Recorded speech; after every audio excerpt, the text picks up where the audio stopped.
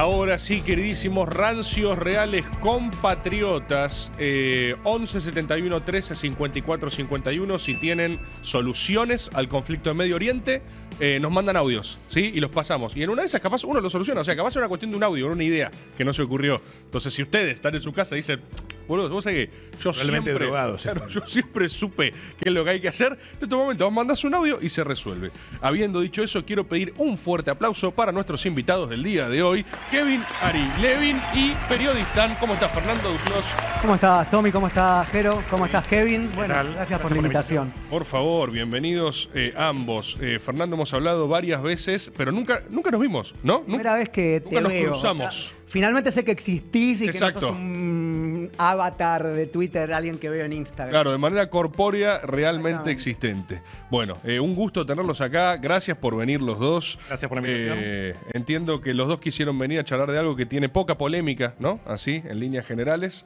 Era lo que estaban buscando. El compromiso que hemos dado para con la audiencia y es la expectativa que tiene la gente sobre ustedes es que se resuelva el conflicto en Medio Oriente, ¿sí? Entonces... ¿Hay lucha de barro? ¿Cómo...? Depende. Podemos, en la primera parte es la modalidad, eso, okay. Podemos debatirlo. Y tenemos media hora más o menos, yo creo que vamos a estar bien, ¿no? Bien. Alcance y sobra, vos. Yo creo que sí. O sea, vamos a hacer lucha del barro y después concurso de bikinis. Exactamente. Y después escuchar los audios que mandó la gente. Sí. Alternativas.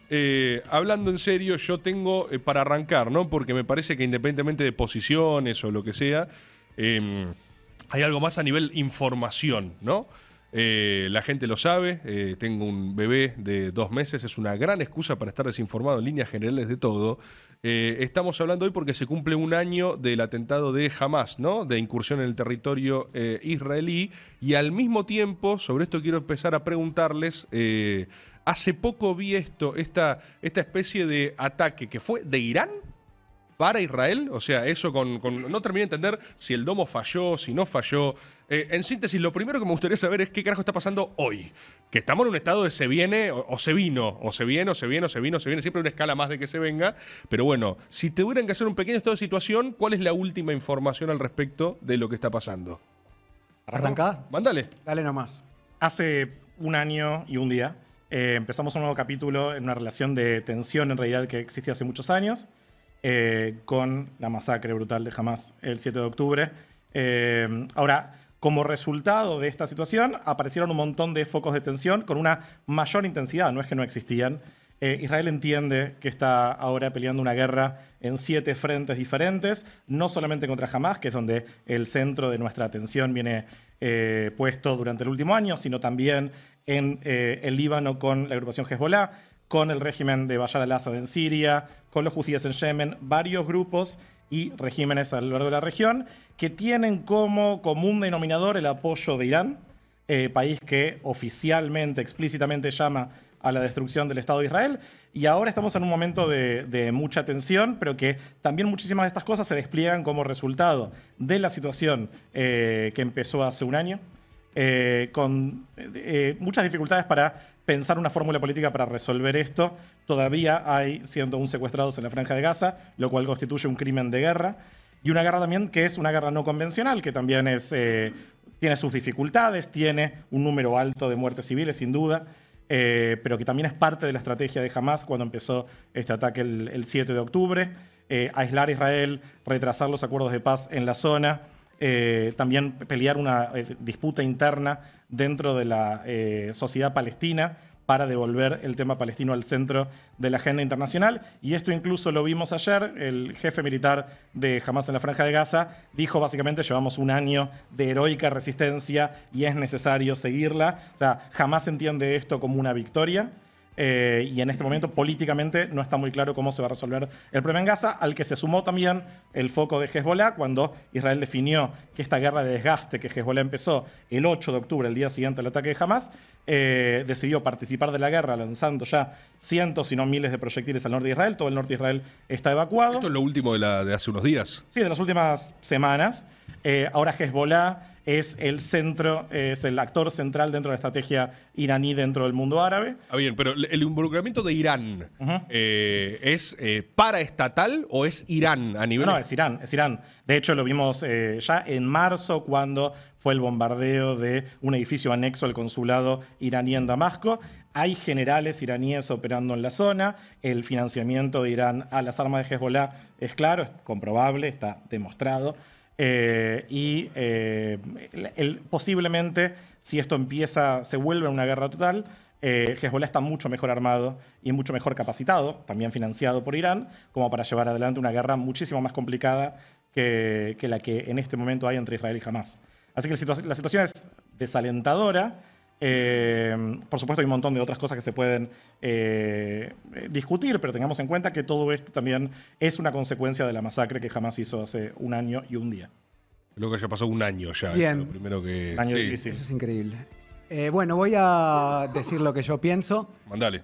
y cómo yo veo la situación, porque obviamente sabemos que cada... Pero hay diferencia para vos en términos de la información, de lo que pasó. No. Lo que hay diferencia es en qué cada uno le pone el énfasis, digamos, si murieron a partir del ataque de Hamás el 7 de octubre, más de 43.000 personas, el 70%, mujeres y niños, en la Franja de Gaza, a partir de los ataques de Israel, que no discrimina a civiles, lo que llama a mucha gente a decir que esto es un genocidio. Yo lo creo, lo está discutiendo la corte de juristas más importante del planeta, es decir, más allá de lo que yo lo crea o no, es algo que se está discutiendo efectivamente, sí. ¿Qué día es hoy? En pleno 2024 estamos viendo un genocidio israelí, esto se está discutiendo en este momento. Concuerdo con la gran mayoría de cosas que dijo Kevin, con la diferencia de que si yo tuviera que explicar desde el primer párrafo qué está sucediendo hoy en el mundo, diría, hoy en el mundo está sucediendo un genocidio. Ponele que no es un genocidio, que es una masacre, que es una limpieza étnica. El dato es que más de 40.000 personas, el 70%, mujeres y niños, murieron en Gaza. Cualquier persona que tiene Twitter le llegan las fotos todos los días, bolsas de órganos, bebés, etcétera, etcétera, etcétera. Es decir, todo lo que dijo Kevin, por supuesto, está bien y es cierto. Hamás cometió un atentado brutal en una situación que no empezó el 7 de octubre. Como él bien dijo, viene de mucho antes. Hay un régimen de apartheid oficial que impone Israel en los territorios ocupados. El apartheid significa que, básicamente, de acuerdo a tu color de piel o a tu procedencia, hay distintas leyes. Supongamos, yo estoy acá charlando con vos, entra la policía de la nada, a vos no te puede hacer nada porque sos israelí, a mí, por ser palestino, por más que ambos estaban tomando agua juntos, me puede llevar preso sin orden judicial, sin nada, a vos no. Eso existe desde hace mucho antes del 7 de octubre, así como el infierno que es la vida para palestinos en Cisjordania y en Gaza. Entonces, a partir de esta caracterización que muy bien hace Kevin, lo que yo haría sin lugar a duda es remarcar que lo principal, y lo creo que lo está sucediendo ahora, es que hay un genocidio en este momento, ahora mismo, mientras nosotros estamos charlando, en Gaza, y que hoy Benjamín Netanyahu, el primer ministro, el líder israelí, dijo algo que a mí me pareció espectacular, en el sentido de... Es un blanqueamiento total y absoluto de lo que piensa. Dijo, insto a los ciudadanos del sur del Líbano a deshacerse o a sacar a Hezbollah, ¿no? Que sabemos que es este grupo que recibe apoyo iraní, que bien nombraba Kevin, insto a deshacerse de Hezbollah, porque si no van a tener una segunda Gaza. Esta frase que pasó, vos imaginate, Tomás, vos que fuiste papá hace poco, que sos una mujer que vive en el sur del Líbano, y te instan a deshacerte de Hezbollah, porque si no, va a haber una segunda Gaza. O sea, es una locura, es un castigo colectivo directamente, que es un crimen de guerra, además, al igual que el terrorismo. Digo, concuerdo con la apreciación que hizo Kevin. De hecho, yo considero que este debate no es un River Boca, ni nada por el estilo, por más que vos usaste una palabra que es jocosa en el sentido de resolver, me gustó que la uses en el sentido que está buenísimo que esto sirva para resolver y no para profundizar, que es lo que sirve cuando hay gente secuestrada efectivamente, cuando hay palestinos detenidos sin absolutamente ningún cargo por nada, llegaron y los detuvieron en las cárceles israelíes, cuando hay gente que está muriendo. Entonces me gusta esa palabra que usaste, agradezco la invitación también, me gusta que esté Kevin, me gusta charlar, no vengo con ningún ánimo de River Boca de nada, no soy defensor ni de Palestina, ni soy árabe, ni soy musulmán. Me pusieron una foto con el turbante en la presentación como si yo hubiera bajado del avión, ahora vengo desde Beirut. Hago teatro, hago viajes a Mongolia, a Uzbekistán, me ocupo de un montón de otras cosas. No soy un académico tampoco como Kevin, que efectivamente sí lo es, y probablemente sepa más que yo. Lo que pasa es que es muy difícil hablar de estos temas y hablar particularmente de lo que yo creo que es el genocidio palestino en televisión y más en espacios de esta importancia, ¿no? Ustedes saben que su programa es muy, muy visto y que tiene muchísima repercusión. Me acuerdo, por ejemplo, de Novarecio echando directamente a una chica del canal en vivo porque se animó a decir que no le parecía bien que Israel matara bebés y la echó directamente por antisemita. Entonces quería agradecerle, además de a Kevin por estar acá, también a ustedes por haber generado este espacio. Todos sabemos lo que implica a veces meterse en el barro, más allá de la joda que hice, tiene consecuencias, ¿no? Perdón, ¿puedo comentar algo sobre eso? Primero, el genocidio no es Dios, no es una religión, no es una cuestión de creencia o no, es demostrable o no demostrable. Hay una definición específica de genocidio. La Convención para la Prevención y Sanción del Delito de Genocidio define el genocidio como la intención de destruir total o parcialmente un grupo nacional, cultural, étnico, religioso, da como varias categorías. Por cierto, la definición de genocidio la propuso Rafael Lemkin, un judío polaco, para hablar de lo que había pasado en el Holocausto, en la Shoah. Y Rafael Lemkin era sionista. Digo, para pensarlo un poco. ¿Vive? No, falleció hace mucho tiempo. Ahora, todos los genocidios los condenamos o no condenamos ninguno. La acción del 7 de octubre fue, sin dudas, una acción genocida. La ideología de Hamás es, sin dudas, una ideología genocida. Un profesor mío, cuando yo hice una maestría en la Universidad de Columbia, mi codirector de tesis, Rashid Khalidi, a muy poco tiempo del 7 de octubre, planteó esencialmente, podemos discutir sobre las condiciones de creación del Estado de Israel y sus consecuencias para los palestinos y quién tiene la culpa. Pero no hay duda de que existe una identidad nacional israelí y plantear erradicarla, como hace Hamás, es una campaña genocida. Y en tanto no abandonemos eso, no vamos a avanzar en la causa legítima palestina, que es la creación de un Estado palestino. Que yo quiero, yo pertenezco a distintos espacios, soy, como está diciendo el chat reiteradamente, soy judío, pero también creo, como muchos judíos, que hace falta el día de mañana 2 estados. Yo no estoy seguro, Fernando, de que vos pienses eso por distintos tweets. Sí, sí considero. Ok, perfecto, porque el otro día hablabas de 76 años de ocupación. Y también soy judío, también te cuento. Ah, mira, no sabía. Ahora, lloramos los muertos todos. A mí la situación en Gaza me parece un horror.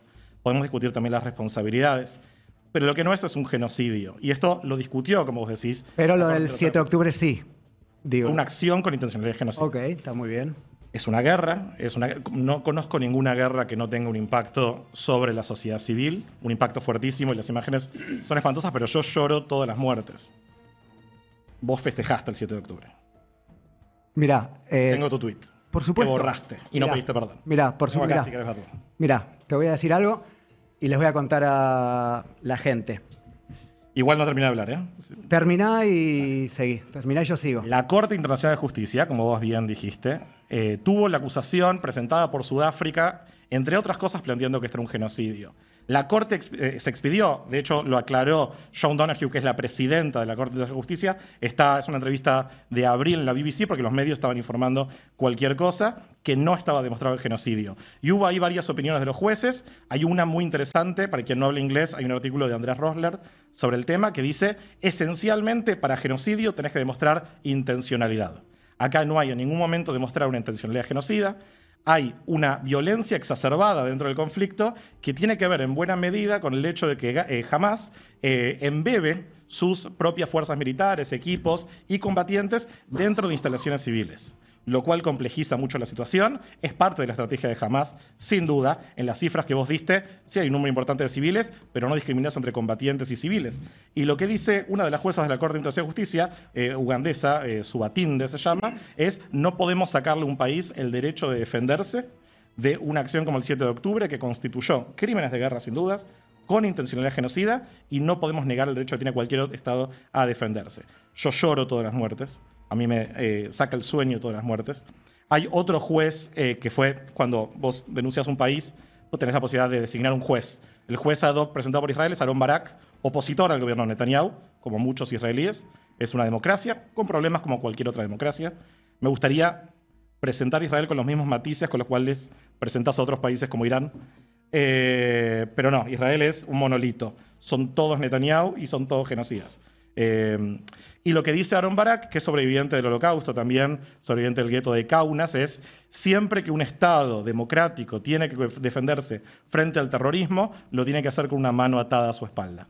¿Por qué? Porque está sujeto a normas del derecho internacional que la agrupación terrorista no tiene.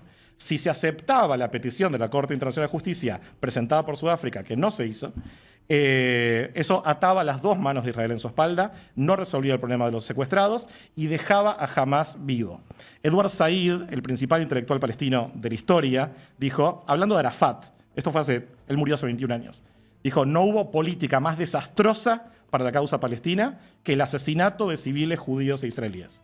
Esto nos atrasó décadas, transmitió al mundo el mensaje de que somos terroristas y que nuestra causa es inmoral. Y esto es un gran problema, porque como dijo Amos Oz, que era un pacifista israelí, escritor, lo recomiendo mucho, hay dos causas acá. Una causa legítima, que es el derecho de los palestinos a su autodeterminación, a un Estado, que no es más válida que la de los israelíes, y la otra es la causa ilegítima que plantea la destrucción de Israel. Para quienes queremos de verdad dos estados para dos pueblos, que es el consenso internacional, por cierto, la histórica postura argentina y demás, la única que defiende y reconoce el derecho a autodeterminación de los dos pueblos, jamás es el principal impedimento para la creación de dos estados. Entonces, apoyar a Hamás, como yo entiendo que podés haber madurado y todos tenemos derecho a arrepentirnos, yo no pienso igual que pensaba hace 10 años, hubiese estado bueno un pedido de disculpas. Porque yo ese día, el 7 de octubre, como muchos de los integrantes de la comunidad judía argentina, estaba mal. Conozco gente que falleció, que fue asesinada, no falleció, que fue secuestrada y lamentablemente tuvimos que ver a gente arengando el terrorismo. Bueno, muy bien. ¿Tenés mate? Sí, habilitamos.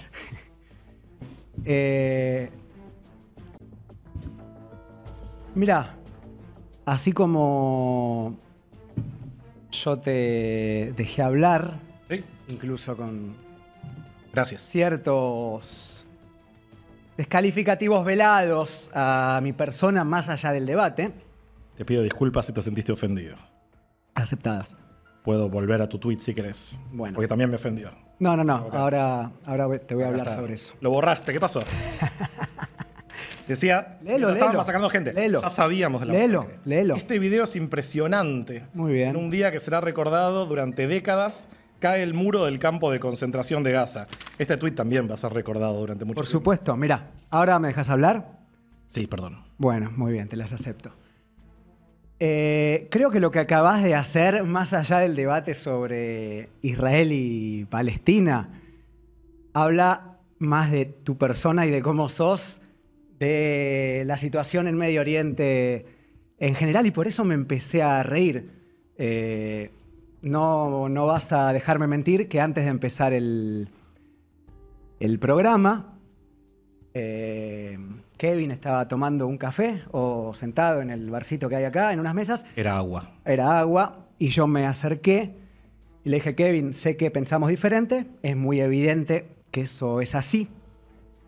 Lo que te quiero decir de mi parte es que podés debatir absolutamente tranquilo conmigo, que esto no es un Boca River, que yo vengo acá a escuchar, incluso a aprender, y que no voy a salirte con ningún golpe bajo de nada. Me abrazó o me dio la mano, no sé qué, me dijo, quédate tranquilo, es evidente que pensamos diferente, vamos a marcar las diferencias, yo tampoco.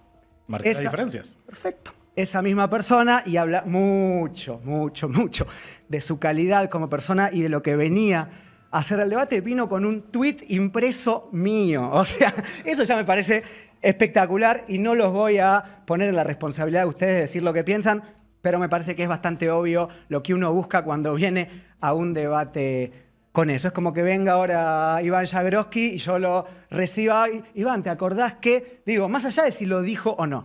Entonces, sí, yo escribí ese tuit. Ahora, con eso está clarísimo que eso habla de la calidad de persona que es Kevin, que creo que saltó a la vista lamentablemente. Yo no voy a descalificarlo, se descalificó él mismo lamentablemente. Lo segundo, efectivamente, yo escribí ese tuit, ni pensaba hablar del tema, ni siquiera creía que venía al caso. No sirve para resolver la cuestión de Medio Oriente. Terminamos hablando de mí, terminamos hablando de vos. Pero hablaste de genocidio. ¿De qué sirve? Si lloramos un genocidio, lloramos todos. ¿De qué sirve? Sí, obvio que hablé de genocidio, que como vos bien dijiste, se está analizando en la Corte penal más importante del mundo, si es o no es. ¿Por qué no hablar de algo que se está analizando si es o no es? Si se está analizando en un jurado si alguien es culpable e inocente, y yo digo que creo que es culpable, no es que lo saque de la nada, es que efectivamente hay un juicio para saber si el genocidio existe o no. Todavía no sabemos lo que se va a fallar. Lo que sí sabemos es que hay 45.000 muertos aproximadamente, que Netanyahu amenazó con convertir el Líbano en una nueva Gaza, etc. Dicho esto, y lo que yo creo sobre la calidad de tu persona al haber traído esto al debate, déjame hablar. Ahora sobre mí. Déjame hablar, por eso, ya lo dije y ahora continúo. Dale. Vos decidiste. Yo estaba hablando lo más tranquilo y le agradecí a Tomás por querer resolver esto. Perfecto, o sea, no hablo más. yo estaba hablando lo más tranquilo.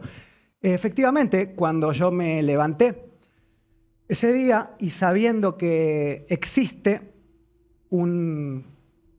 algo similar a un campo de concentración en Gaza, que es un gueto, Israel no ocupa más Gaza, pero bloqueó la frontera terrestre, bloqueó la frontera marítima, bloqueó la frontera aérea. Todo lo que entra a Gaza lo tiene que aprobar Israel, incluyendo el agua, la electricidad, etcétera.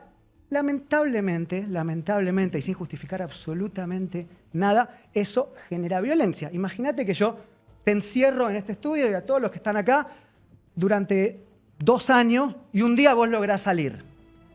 Algunos saldrán más violentos, otros saldrán menos. La violencia está muy mal siempre y yo condeno el terrorismo, por supuesto que sí, pero, de nuevo, Hamás no nació de un repollo. Hamás gobierna Gaza de 2007. El bloqueo empezó en 1991, 16 años antes, cuando Hamás ni siquiera gobernaba, digo. Entonces tampoco es una cuestión de causa-consecuencia. Dicho eso, sí, yo escribí eso porque la verdad que, considerando como considero que Gaza es una suerte de gueto al aire libre, imagínate que vos sos palestino y hay otro país que decide si vos tenés agua o no. Considerando eso, cuando vi que había mucha gente que empezaba a salir de Gaza, lo cual era un hecho histórico, publiqué ese tuit que efectivamente estaba sucediendo algo histórico y era impresionante. Al momento que me enteré, porque no todos lo supimos en ese momento, al momento que me enteré, digo, no fue una cosa de un segundo después de otro, que había empezado la matanza indiscriminada incluso de civiles, de bebés y todas las imágenes aberrantes que vimos, lo borré. Algo tan simple como eso. No estaba de acuerdo con lo que yo había dicho, un tuit que habrá durado 20 minutos. Lo borré. Bueno, un tuit que había muerto, porque ni yo pienso lo que dije, y que hoy Kevin, demostrando la clase de persona que es, para debatir conmigo, trajo acá impreso. Ahí tengo una pregunta para hacerles también.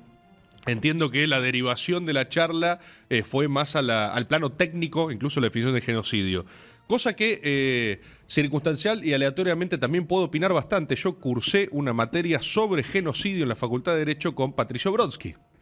Así que quizás sea yo la persona que pueda decirles, es un quilombo, obviamente, la definición de genocidio, pero más allá de la discusión, entiendo que hay algo trabado y acá me interesa también su posición, porque los dos hablaron de una coincidencia, los dos hablaron de preferir, desear la existencia de 2 estados. Eso ya es una definición gigantesca en términos políticos. A mi forma de entenderlo, mirándola desde afuera, hay un gran impedimento para eso, que es cierto sector al interior de Israel y el posicionamiento público de Hamás, que en el posicionamiento de la, por así decirlo, carta de intenciones de Hamás está la destrucción del Estado de Israel. Hay algo ahí irreconciliable desde la base, desde el origen, que es, esto no se puede saldar en tanto subsista esta posición.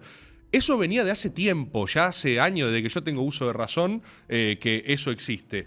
Lo que veo que ha pasado, sobre todo en el último año, es una radicalización del conflicto que nunca vi más lejos la posibilidad de que se encuentre algo, de una solución de 2 estados. Vos hablabas de Arafat, por ejemplo. Me parece que en ese periodo, tampoco me voy a poner a analizar la política de Arafat, pero hubo algo donde en algún momento, después de tirar tiros, se acercaron, se sacaron una fotito, qué sé yo, lo hicieron cagar a todo, básicamente, ¿no? Pero a esta mesa en ese momento me parece que estaba más cerca de esa posición. Hoy creo que es imposible. Más si en el medio también está Irán. No sé si hay mucho margen de... Más allá de la discusión técnica de genocidio y la discusión del origen de la violencia, que también es muy difícil de saldar. La verdad que no pretendo que se pongan de acuerdo en eso. Pero sí, en lo que ven de lo sucesivo, si hay alguna ventana de oportunidad ¿O no? Con cada día que pasa se recrudece un poco más esto.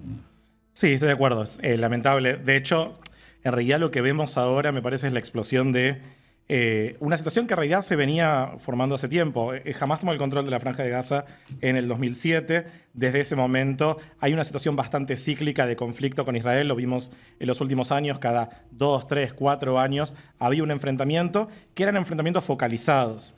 Y en parte se basaban en la lectura de que para Israel era más costoso eliminar a Hamás de la Franja de Gaza por las dificultades que estamos viendo que eso implicaba. Pero esa situación terminó el 7 de octubre. De todas formas, hay un montón de cuestiones que tienen que ver también con cambios demográficos, con cambios ideológicos también. Lo que vemos el último tiempo es que el componente religioso, que siempre fue parte del conflicto, ahora tiene un lugar mucho más central. Lo podemos ver sin lugar a dudas en el pensamiento de Hamás, también sin hacer falsas equivalencias, lo podemos ver en el pensamiento del gobierno israelí, que también tiene una lectura bastante más maximalista que el gobierno de los 90. ¿Hoy Netanyahu está fortalecido o debilitado? En los últimos días salió fortalecido. Fortalecido. Porque Sí. está recrudecido. O sea, no hay un desescalamiento. Desbocado. Ok, vos con las declaraciones que viste hoy también ya está tirando para varios frentes directamente. Sí, sí, pero además... Y el esquema de oposición al interior de Israel de Netanyahu en este momento está como... no hay margen para una posición de... charlemos. La popularidad de Netanyahu, en primer lugar, se desplomó hace un año por el fracaso de inteligencia militar político Claro. que fue el 7 de octubre, también por la falla en la lectura de la concepción de seguridad, que entendía esencialmente que jamás estaba contenido, muy institucionalizado, muy dependiente de la ayuda internacional, como para intentar hacer un tipo de ataque. Todo eso fracasó. Y a eso sumaron un montón de fracasos que tienen que ver con la imposibilidad de recuperar a los secuestrados. Ahora, en los últimos días, lo que se ve es, en primer lugar, la amenaza con Irán, que es un tema que también aglutina mucho de la opinión pública y hace también que la gente se encolumne detrás de la figura política, que para muchos israelíes es la única que conocen, por cierto, y ni hablar las victorias tácticas que implica el asesinato, si bien Israel no ha reconocido a todos, de Ismail Haniyeh, el jefe político de Hamas en Teherán, de Hassan Nasrallah, que fue un antes y después en la región. La pregunta es si esas victorias tácticas se pueden convertir en victorias estratégicas, que para Israel no sé bien lo que significa. Si me preguntas a mí, lo que me importa es que el día de mañana haya negociaciones políticas, pero muchos entienden que hasta que jamás no esté fuera de la situación, no hay mucho margen para una negociación política. Todavía hay un trauma muy fuerte que creo que no termina del último año dentro de Israel. Por supuesto, esto es sin negar el dolor palestino. La situación en la Franja de Gaza, sin lugar a dudas, es horrenda. Y el apartheid en Cisjordania. El apartheid primero es discutible. Vos estabas hablando de las medidas de seguridad. Porque una cosa, acá no hay una lectura racial. Yo he estado en Cisjordania, no sé si vos estuviste. No sé si te dejarían entrar, la verdad, por los países que has defendido. Pero en primer lugar hay una situación de La seguridad. perra seguía y seguía. Un periodista de este medio ayer estaba tuiteando algo que me parece muy importante, que es, vimos el 7 de octubre lo que pasaría si los sistemas de defensa de Israel fallan. Y yo estuve en la zona muchas veces, hablo hebreo, hablo árabe. Hay medidas que sin duda son antipáticas, hay medidas que también podríamos argumentar tal vez son degradantes, y hay medidas que son polémicas. Pero sin lugar a dudas también hay un problema de seguridad. Digo, hablabas del 91, el bloqueo de Gaza. ¿Qué estaba pasando en el 91? La intifada. El intifada llevó a muchas muertes de soldados, también a muertes de civiles. La segunda intifada llevó todavía a más muertes de civiles. Entonces, como estaba diciendo, podemos argumentar sobre el lugar de la violencia. Yo creo que ningún movimiento nacional fue realmente exitoso usando violencia contra la población civil, menos en el contexto actual, pero podemos preguntarnos qué repertorio de medidas tiene un Estado cuando sabe que hay sectores maximalistas que no tienen ningún tipo de resistencia a usar la violencia contra la población civil. Y digo esto criticando, yo pertenezco a una agrupación progresista dentro de la comunidad judía, Meretz Argentina, si quieren síganos, y muchas de estas medidas son discutibles, pero son discutibles como de cualquier otro Estado que tiene que enfrentarse al terrorismo. Mira, ¿por qué puntualmente con Israel? La discusión sobre el apartheid y lo que vos llamás medidas, creo que polémicas y difíciles. Hay varios adjetivos. Bueno, todos esos y degradantes. La discusión sobre el apartheid, por supuesto que la podés tener conmigo respecto a si Israel es un Estado que practica oficialmente el apartheid. Hablando de Cisjordania, ¿no? Que Exacto, no es Gaza, hablando de es los otro territorios sector, sí. ocupados, el apartheid ya explicamos lo que es, ¿no? Que de acuerdo a tu origen o tu color de piel o tu religión hay diferentes leyes. Algo que existió en Sudáfrica durante mucho tiempo. Los blancos podían ir a una playa, los negros no. Bueno, esa discusión sobre si en Israel existe si Israel lleva una política oficial, legal, de apartheid en los territorios ocupados, efectivamente la puedes tener conmigo, sin lugar a dudas. También la deberías tener en ese caso con Amnistía Internacional, con Human Rights Watch Internacional, que no creo que nadie pueda acusarlos de proterroristas o pro-palestinos. Además, esta información no es que yo la saqué de intifada.org, palestinalibre.com. Pasaste el chivo. Digo lo que dice, efectivamente, también pasa el de Amnistía y Human Rights Watch. Sí, sí. Digo lo que dicen estas dos organizaciones, incluso la organización más importante de derechos humanos en Israel, B'Tselem, dice, hay un apartheid en estos lugares por esta simple situación que es muy fácil de ver. Si estamos los dos tomando mate y viene la policía, a vos no te puede llevar y a mí sí. ¿Sabés cuántos detenidos administrativos, así se llaman, existen en las cárceles israelíes? Más de 1.200, más de 4.000, perdón, más de 1.200, 4.000 en general por otras cosas, más de 1.200 en las cárceles israelíes. ¿Qué son los detenidos administrativos? Ustedes me dirán, gente palestina de los territorios ocupados que fue apresada, vive en una cárcel y nadie sabe por qué. No hay cargo, no hay abogado, no hay nada. Estábamos un día acá, llegó la policía israelí, esa gente está años en la cárcel. Decime si eso no genera violencia, lamentablemente. Entonces, cualquier solución a los dos, al problema y una creación de dos estados, que creo que es lo que ambos queremos, tiene que empezar por el fin de los asentamientos ilegales. Es decir, imagínate que en este estudio de repente se te instala uno, se instala otro, se instala otro, se instala otro, de repente vos no podés llegar al mate porque lo tiene otro, tampoco ves la tele, tampoco podés... Y así, eso existe con todos los acuerdos de paz firmados. El único momento en que tal vez no existió que Israel paró de construir asentamientos ilegales, y la ilegalidad no lo digo yo, lo dice la ONU, en Cisjordania fue tal vez en un momento con Yitzhak Rabin, asesinado justamente por un colono israelí.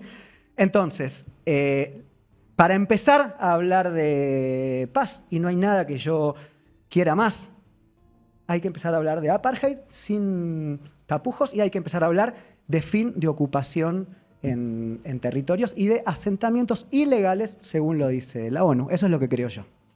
Yo estoy de acuerdo que la ocupación y los asentamientos son un enorme problema. Perdón, porque además lo que uno llama medida polémica, degradante o lo que sea, es esto. Es que un día entren y te lleven. Es querer ir a visitar a tu novia que vive en otra ciudad y en el medio pasar por 2 checkpoints en donde te obligan a sacarte la ropa.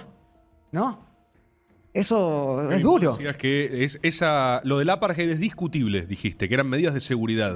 Es verdad que es la postura lo que plantean algunas organizaciones. Hay otras, por cierto, que lo niegan. Bueno, las dos más importantes del mundo. Claro, pero fíjate que nombraste incluso a B'Tselem, más allá de la pronunciación, que activa dentro de la sociedad israelí en un marco legal. O sea, estamos hablando de una sociedad que también discute sus propias políticas de seguridad. Qué con bien, la cual, por cierto, supuesto. muchos israelíes no están de acuerdo. Yo personalmente no soy un experto en seguridad, pero de todas formas me parece importante también remarcarlo. Obvio, Ojalá está muy bien. existiera la misma posibilidad de criticar el liderazgo palestino del otro lado, creo que ayudaría mucho. A mí sí me sorprende que más allá de los problemas que puede haber o las medidas que pueden existir, esta idea de esto genera violencia. La idea de básicamente sacarle la agencia a los palestinos, como si, volviendo al 7 de octubre, porque decís que lo condenás, pero como si los palestinos no hubiesen tenido más alternativa más que entrar, saquear, violar, asesinar. La víctima más joven, y yo sé que hay víctimas también en Gaza de toda esta situación de guerra, podríamos preguntarnos cómo empezó la guerra, tiene 10 meses. ¿Qué hizo esa nena de 10 meses, Mila Cohen? ¿Qué hicieron familias enteras que fueron prendidas a fuego vivas? ¿Y qué hicieron las 101 personas, de las cuales 36 fueron declaradas muertas en los túneles de Gaza hace un año? No sabemos cuántas están vivas o muertas. Todas las muertes son lamentables, pero esta idea de genera violencia, casi como si los palestinos no tuvieran opción, es hasta, diría, una idea racista. Porque suponemos que ellos, los no occidentales, no tienen opción más que violencia. Por otro lado, respeto mucho el trabajo de las organizaciones de derechos humanos que mencionaron. Me parece que es súper discutible lo que hicieron. También criticaron a Venezuela, a Irán, a países que vos defendés. Digo, no quiero salir del debate, pero me parece muy interesante que puntualmente, en el caso israelí, la opinión de Human Rights Watch es... Si Tomás quiere, venimos otro día y seguimos hablando de esos temas que a mí me parecen yo soy magíster en estudio medio ambiente. fascinantes. No salgo de la región. Ok. Para un café, tal vez. Pero sí, me parece que más allá de que podemos discutir cuál es el camino para crear una solución a dos estados, no podemos negar que existe un problema de terrorismo, no podemos negar que buena parte del problema tiene que ver con la negativa palestina a reconocer la existencia de un estado que se creó con el consenso internacional mediante una resolución de las Naciones Unidas. La base para resolver el conflicto es la resolución 242. Las mismas Naciones Unidas que dicen que no pueden haber más asentamientos. Las Naciones Unidas declararon ilegal los asentamientos. Si me preguntas a mí, yo estoy de acuerdo. Muy bien. No soy Netanyahu, ¿sí? Los asentamientos para mí son un problema para la paz. Podemos discutir en qué condiciones Israel se puede retirar de ese territorio, porque vimos lo que pasa cuando Israel no controla las fronteras. Pero yo estoy de acuerdo que los asentamientos tienen que volar en un futuro escenario, o por lo menos la mayoría de ellos. Hay especialistas en mapas que hablan, por ejemplo, de intercambio de territorio para que la mayoría de los bloques de asentamiento se queden en el lugar para poder entregarle al Estado palestino un equivalente de territorio en otro lado. Digo, son cuestiones técnicas, pero yo creo que los asentamientos son un problema y yo no estoy acá para defender a capa y espada todas las políticas del gobierno israelí. No es mi interés, ni es como pienso. Sí me parece que no podemos defender a medias o sutilmente lo que pasó el 7 de octubre y me parece que no podemos evitar mencionar la enorme responsabilidad de Hamás en empezar esta situación, que siguen planteándola como un éxito. Entonces, o discutimos con preocupación, que yo la tengo y quiero pensar que vos también la tenés, la situación humanitaria en la Franja de Gaza, pero hacerlo es condenar a Hamás. Y si no condenamos a Hamás, me parece un tanto hipócrita, porque jamás estas muertes son parte de su cálculo estratégico.